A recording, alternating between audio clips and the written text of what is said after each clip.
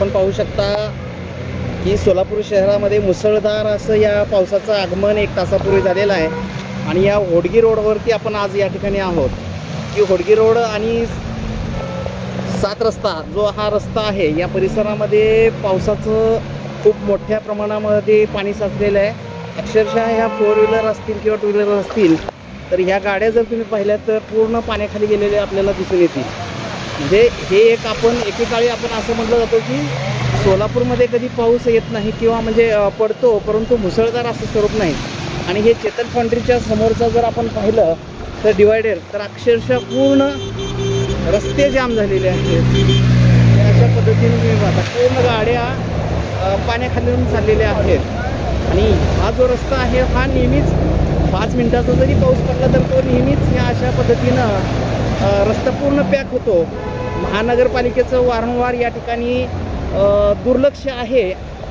अशा वेळेस महिला वर्ग असतील किंवा गाडीवर जाणारे हे दाट पडण्याची शक्यता आहे, कारण का या पावसामध्ये कुठं खड्डा आहे किंवा काय हे काहीही समजून येत नाही। तर हे तुम्ही पाहू शकता की पाणी किती मोठ्या प्रमाणामध्ये इथं साचलेलं आहे। जे रस्त्याच्या मधोमध दुभाजक जे आहे या दुभाजकाला बरोबर पाणी या ठिकाणी पूर्णपणे दबलेलं पाणी आहे। म्हणजे अशा त्या सोलापूरचं या ठिकाणी आपण दृश्य पाहू शकता। मुसळधार खूप मोठ्या प्रमाणात या ठिकाणी ह्या आठवड्यामध्ये सोलापूरचं आगमन होत आहे। गेल्या 4 दिवसाखालीच आपण पाहिलं की अनेक शेतकऱ्याचे या ठिकाणी पिकाचं नुकसान झालेलं होतं।